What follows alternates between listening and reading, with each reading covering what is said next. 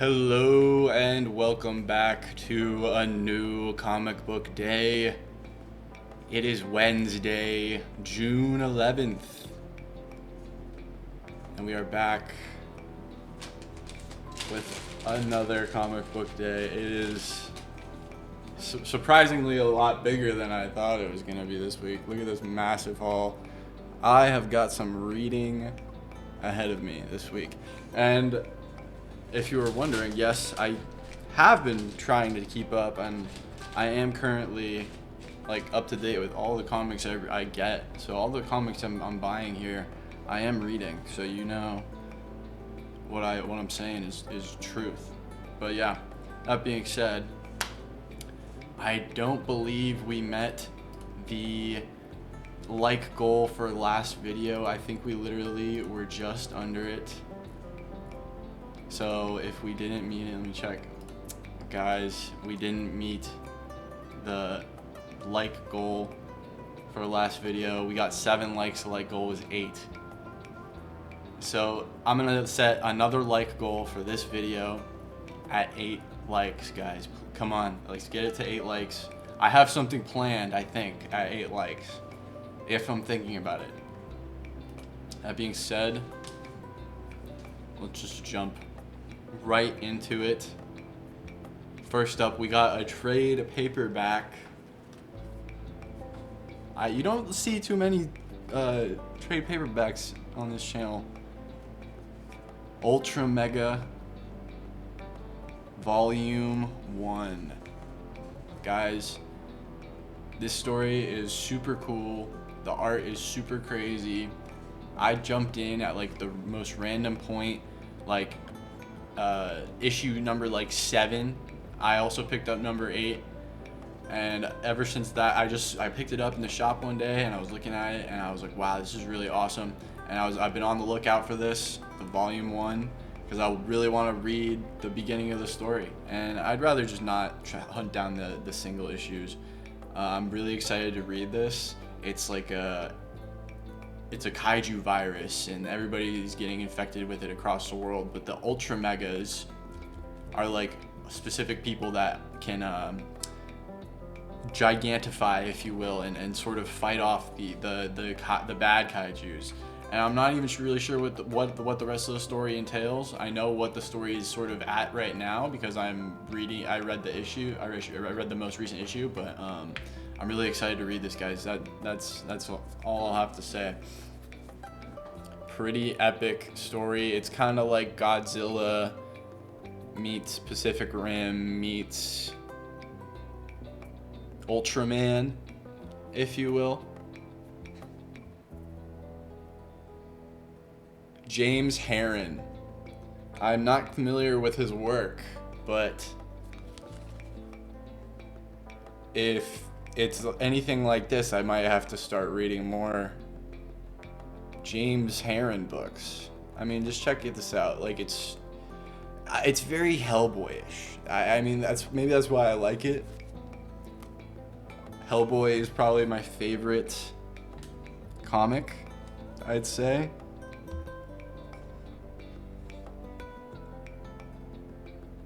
But yeah, guys, really, really good pickup.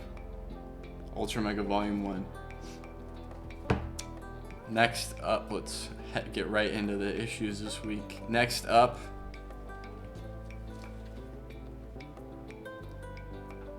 we got Death of the Silver Surfer, number 1. I'm really excited to read this. Silver Surfer, I remember watching him in the Fantastic Four: Rise of the Silver Surfer back when I was a kid. Great movie, by the way. I mean, maybe not. I haven't seen it in a while. But Silver Surfer is just one of those characters, you know? He has such a long history, especially in comics. There's so many back issues that are so iconic of Silver Surfer. So I'm really excited to read this story specifically. Check out this variant cover. This isn't even a variant cover. This is the A cover. Force of Habit, I guess. Dude.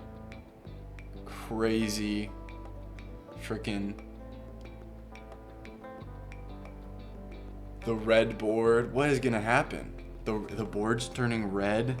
The death of the Silver Surfer. So many motifs. Such a heavy atmosphere already created just in this image. I am very excited. Really good pickup. Very good pickup. Very good pickup. Next up. Rivals Ignite. Number 1. I'm intrigued. I'm intrigued by this. I'm not really sure what it is, but I think it's like a Demon Days story in the Rivals universe, I guess.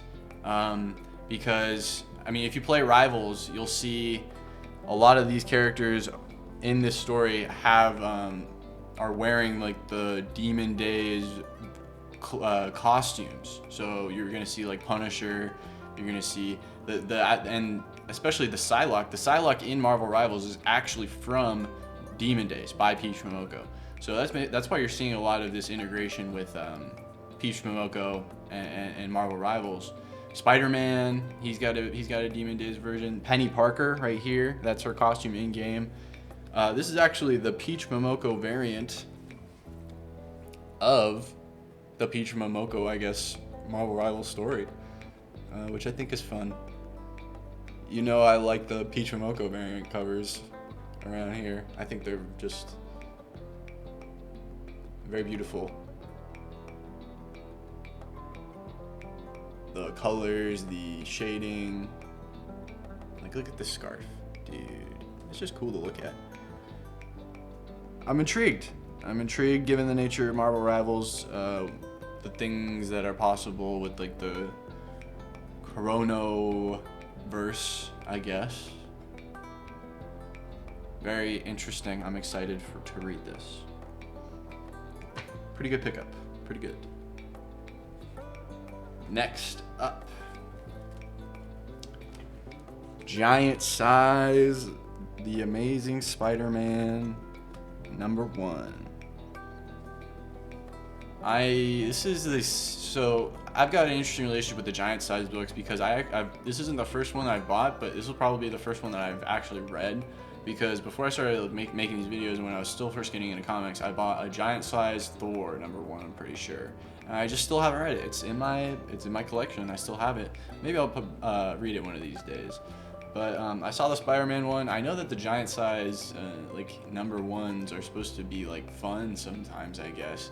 So given that, like, I figured I'm already reading like Amazing Spider-Man typically, and so I figured I'd just pick up the Amazing Spider-Man Giant Size, see what the Giant Size books are about. Maybe read the Thor one. That's funny. Hey, whose book is this? We got the Fantastic Four, and it's Marvel. And I can't really see in the camera, but a bunch of other people. So it's funny. Spider-Man's always been like a very team-up or centric character, prone to team-ups. But yeah, pretty good pickup. I don't know. We'll see. We'll see. I forgot what I was talking about before. I lost my train of thought. So we're just gonna move on. Pretty decent pickup, I'd say, for the Giant Size Spider-Man. We'll see. We'll see. Decent. Next up, we got Thunderbolts. Oh, I meant the New Avengers number 1. I think that's really funny, actually, that I walked in a shop today and this book has been advertised everywhere else as Thunderbolts with the asterisk, just like the advertisement that is literally on the back of the book right now, and it says Thunderbolts. But the Thunderbolts movie did that whole like New Avengers rebrand, and now I guess it's in the book. I think that's kind of silly, and it is actually classified as New Avengers number 1 on the sale as well. So that's very funny. But yeah, check it out. This team is crazy. Excuse me. We got Hulk, Carnage, Namor, Laura Kinney, Wolverine. Who's that? Oh yeah, Doctor Strange's wife. What is her name? Clea. Black Widow and Winter Soldier. Bucky Barnes, James Buchanan. I guess he goes by Revolution now. I think that's like his new name. Revolution or some shit. That's like what they said in the Doom Thunderbolts run. He's like, they didn't give me the name. It's just what I am. Revolution. It's kind of cringe, but then he like punches Doom in the face or some shit. Pretty, I say good pickup. Good pickup. I'm excited to read that, but it could be lame. Next up, Magic number 6. I enjoyed number 5. I gotta say. It was fun. She gained control a little bit of her Darkchild form.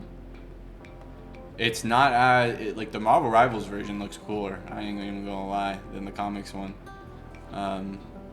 But maybe that'll change. Maybe she'll get like a demon, like absolute demon form, like ultra demon form, monster demon form, like Hulk or some shit. Like, or I mean, like, you know, Amadeus Cho Hulk or whatever. But I said anyways, I'd give her at least to number 6. So I guess this is the testing point here. If I like number 6 enough to pick up number 7, I don't know. We'll see. I'm optimistic. New storyline probably though. But it could be cool. Magic's a cool character. Especially in this first like run, this arc. She was using a lot of literal magic, trying to avoid using the Darkchild form, so it was cool. It showed like her versatility outside of just like I could turn into a monster. And I think that's what they wanted to emphasize, sort of. So if that's what they were going for, pretty good. Good. I'll give it a good pickup. Next up, Ultimate X-Men number 16. Amazing story so far. I gotta admit, reading week to week, especially at the beginning there, it was a little slow. But the minute, like, I want to say issue 13 hit, maybe 12 or 11, so like that's the build up, but like definitely issue 13, it's just been like bah, bah, bah, bah. I've really been enjoying this. Even before that, all the art was just, again, beautiful because it's Peach Momoko. Check out this variant cover.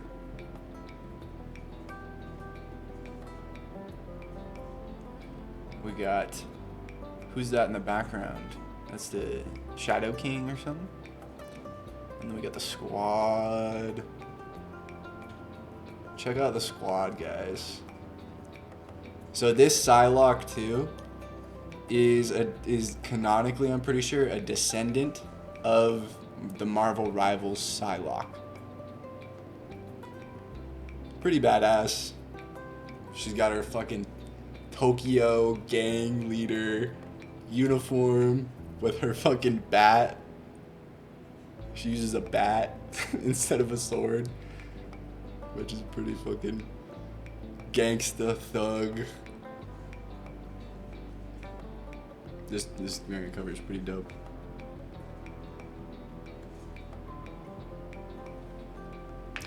Not to mention the story is really ramping up. And if you're not reading this, you gotta be reading this. I'm sure there's a trade paperback out at this point, maybe even after this one too, maybe in a month or two. But guys, This is like a new type of story for Marvel, I feel. This is like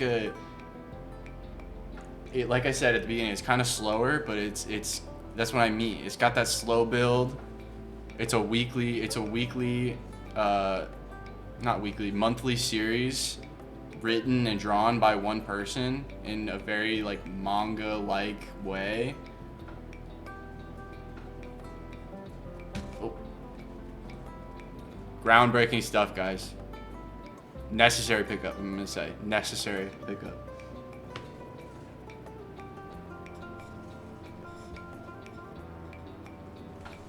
Next up.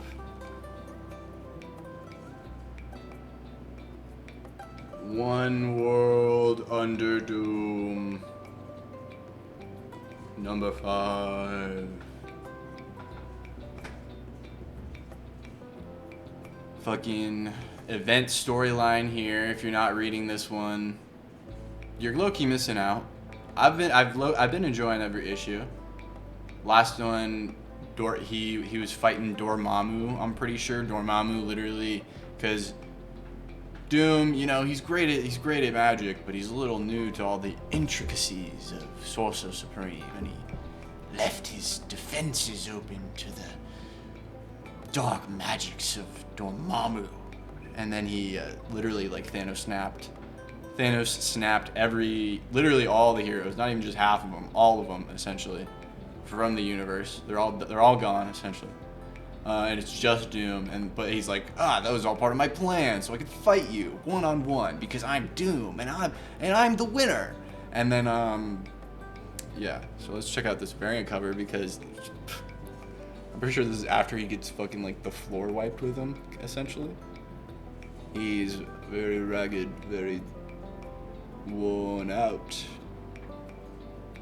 What would become of the new Sorcerer Supreme in this pressing hour?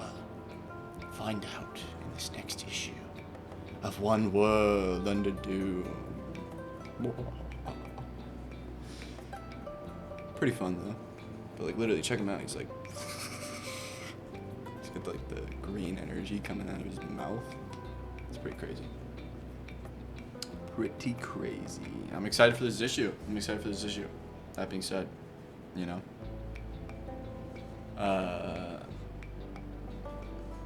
Pretty good pickup. Dare I say great pickup. Next up.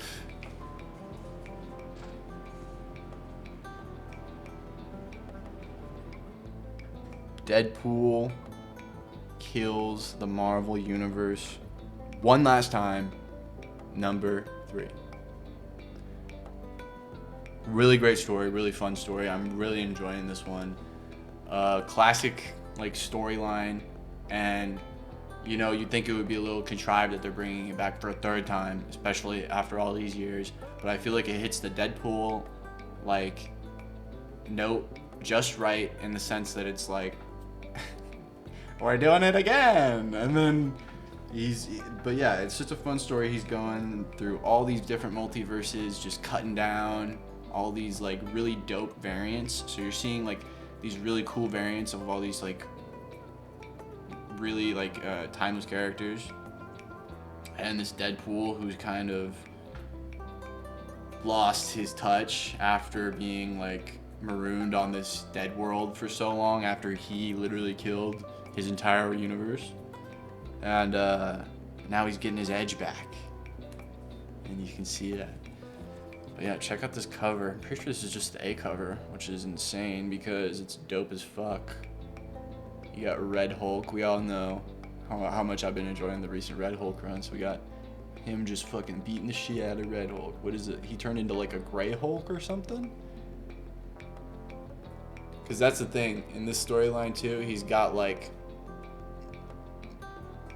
some type of TVA agent helping him. I don't even know what it is, but it's not TVA, but it's like a TVA-like, you know, just like multi-dimensional individual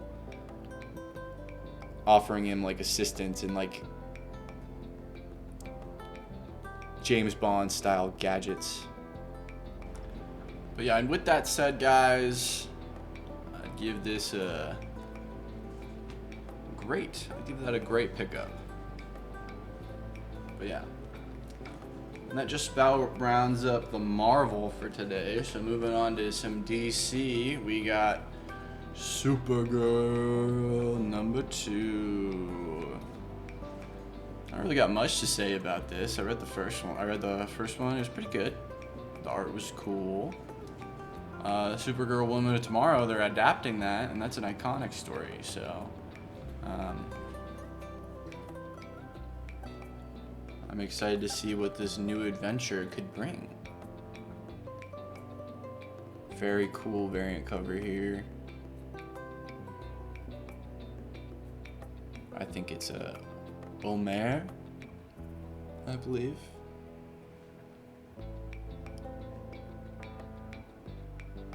Shading, the line work, the shadows, very cool and intricate. You feel free. You feel like you're flying up there with her.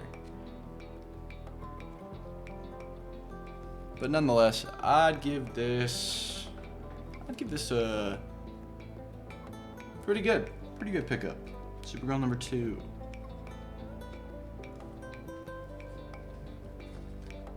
Next up, though, we got Trinity, daughter of Wonder Woman.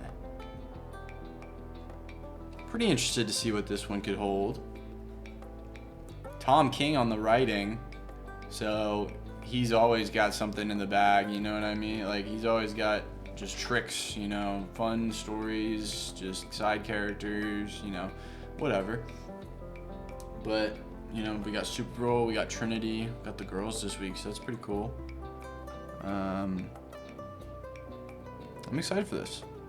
I'm excited to see what it could hold. I'm pretty sure that, or I'm not pretty sure, but I feel like maybe Trinity hasn't had a whole ton of solo runs, so this is pretty cool. This is just the A cover here. I remember the that little cartoon that they had, like the bumps between commercials. It was like the Supergirl Club or something, and it was like Supergirl, Trinity, and Batgirl, I think. That always made me laugh when I was younger. I thought it was funny. So I'm pretty excited to read this. Pretty good. I think it could be really good. But yeah, next up, Punch It, Space Cabbie. Green Lantern Corps. What is this? Number 5. Got a guy in the back screaming at the driver. What is it? Intergalactic ride share from hell. Kind of wacky, kind of kooky, but it fits the Green Lantern cast. Kind of wacky and kind of kooky. I love Green Lantern. I think they have so much to offer for creative purposes, for like cast purposes. And this book is doing a great job of exemplifying that.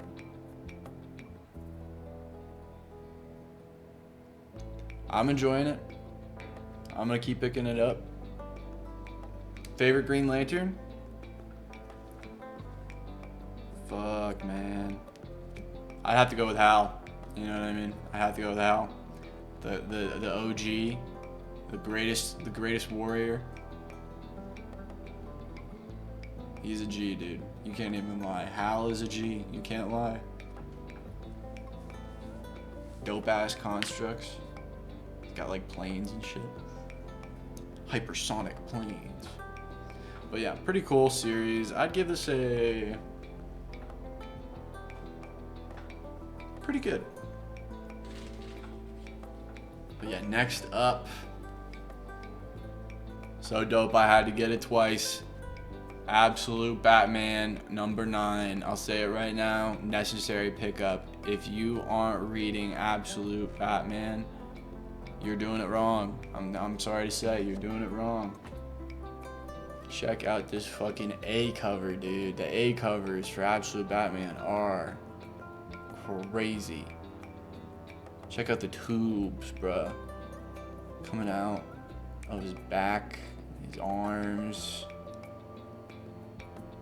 And he's just dwarfing Absolute Batman, who he himself is like at least 6'4", 6'5". I just can't wait to see what Absolute Bane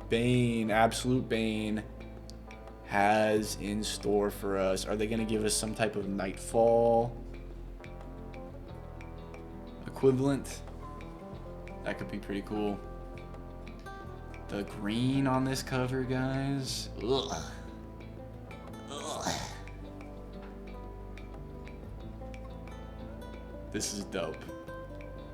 Necessary pickup. Next up, we got Batman Dark Patterns number 7. Stevan Subic variant here. He did the art for Batman Full Moon, I think, which was like he turns into a werewolf and shit, so pretty visceral and kind of surreal art here, but pretty dope, if I do say so myself. Batman Dark Patterns, classic street level Batman, solving crimes, detective shit, you know? Working with the Commissioner Gordon. Lots of wild villains in this series. The Nailman from the first arc was really cool. Scarface, kind of kooky classic. They had a really good take on it. Very good story. Great story. I'd give it a great. I'd give this a great. If you like Detective Batman, that's for you, man. That's for you. And I don't even really like Detective Batman, and I'm enjoying it. Next up, Robin and Batman, Jason Todd. Guys, Jeff Lemire on this one. This should be pretty bang. This should be pretty banger. I'm excited for this one. It's got like a nicer spine to it, so you know that's how it's like a quality book. But I think this should be pretty gas. They don't really. I'm pretty sure that there isn't really too many modern like Jason Todd Robin stories, so this could be very interesting. Really dope cover too. I think very characteristic of Jason Todd. Back flipping off the building while Batman argues that a simple jump could do the trick. Flashy. Stylish. Check out the back on this. We got like a monologue. I'm gonna make them hurt. What did they do to you, bro? Oh, that's right. Oh, whoops. I give that a great. Lots of bangers coming out of DC right now. But that being said, that just wraps up the DC. So moving on to some of our independent friends. We got Jesus Christ versus the Toxic Avenger. Or no, Toxic Team Up. Toxic Avenger and Jesus Christ. I don't know anything about Toxic Avenger. I don't really read his stories. I know people have a fondness for him. And I saw this and I was like, fuck it. Like, I'll see what it's about. He's teaming up with Jesus? Shit. That's my homie. I'll see what Big J's getting up to. Know what I mean? Know what I'm saying? He making friends, bro. He got friends all over the place. Check out the back of this. Regardless, I think it'll look good in a sleeve, you know, a board and back. Check that out. I didn't even know. I didn't even notice until like I was out the store and I was checking everything out. It's got like a super dope just art back. I give that a pretty good pickup. Next up, Frankenstein New World #4. Mike Mignola. Mike Mignola, probably one of my favorite comic book artists of all time and writers. Hellboy, probably close to, if not my favorite comic book of all time. It feels so real. I don't know. It feels so just like, yeah, man. It really resonates with me for some reason. And this is from the world of Hellboy. So this also is super up my alley. I just read the short story in which Frankenstein makes his first appearance in one of the short story Hellboy omnibuses that I have. So I was already reading this story and I was like, oh my god, that's literally the same character, but like in 3,000 years. This issue should be really cool. They're taking on a Hellboy villain. They're taking on a villain from Hellboy who's like immortal and like just happens to still be around. So very inspired, very cool. Written by Mike Mignola, right? Yeah. Got Mignola down there.